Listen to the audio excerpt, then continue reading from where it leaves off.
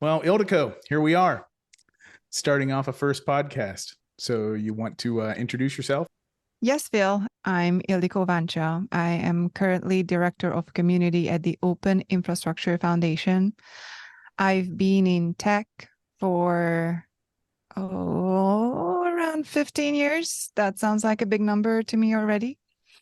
And 10 years of that has been in or around open source, which I don't think I expected when someone asked me when I was a little kid in terms of what I want to do when I grow up. That was most definitely not on the list. I thought I might be a lawyer, and I think I'm happy I did not become a lawyer. So, Phil, who are you and why do you think we are here? Phil Robb. I am currently the head of Ericsson Software Technology, which is a set of subsidiaries doing open source community engagement and open source work, in particular for the group of companies that are LM Ericsson. My past in open source started with Hewlett Packard in 2001. Starting a very fledgling Linux group that had spun off of the HP UX Unix group. And so we were a little entrepreneurial group trying to figure out if this Linux thing was going to be real in the world of enterprise servers back again in the early 2000s. And I was not really gravitating towards open source. I had heard about it. My previous part of my career, which started around 1983. So I'm old, but I've been doing operating systems internals and networking in particular up and down the TCP/IP stack in Unix type systems, both Berkeley as well as AT&T System 5 from the mid 80s. And again, ultimately joined Hewlett Packard in their Linux group right when it was forming in 2001. And I've just found open source to be both very interesting and very counterintuitive to a lot of managers. I spend a good portion of my career explaining how and why open source works the way it does, and that open source best practices are actually good for a company to embrace as opposed to try to fight against, and the leverage that companies can get when they engage in open source projects.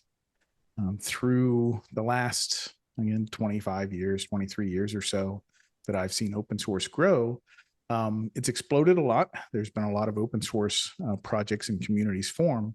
And, open source doesn't really say much about what a community and community dynamics are, right? Open source talks about a license and specific freedoms you get with this source code around a license, but it doesn't talk about collaborative development and the best practices that have formed around collaborative development. And that's what I'm here to both talk about and hear from various folks within the community and different open source communities, and how those different open source communities work, and the companies that the people work for, how they work, and how they do that interaction. Like I said, I think a lot of things are not intuitive, and it's still relatively not well understood. And when a company or an individual starts working in an open source ecosystem that isn't working with best practices in some way or form, that's their expectation. And so they actually then propagate that onto the next project that they engage in. So just having an understanding of what best practices are, getting a cumulative understanding for what best practices are across a whole variety of people now who have participated for quite a while in open source. I think we can learn from each other. We can be good at articulating to those who don't understand and are kind of new. So I have the hopes that having these discussions with folks and with you, Ildiko, will kind of lead us to that. And that's what I'm hoping that we get out of this. And when it comes to what we are doing here and why we are chatting on this podcast, I am a really big open source enthusiast. I really kind of fell into it, but we will talk about that a little bit more later. And ever since I kind of learned what open source really is and started to participate, I just started to care more and more about the communities, the ecosystem, the open source principles. And I also had some challenges, joys and ups and downs, and just had to realize that it's not necessarily as simple as it looks. And everyone has a very different experience when it comes to open source.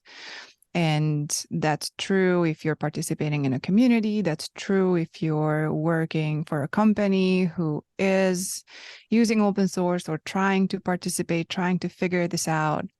And I also realized that there is a lot of information out there in terms of, what open source is, what the implications are, how to do this, but it's not always that easy to apply that to your context, to where you are, what you are trying to do.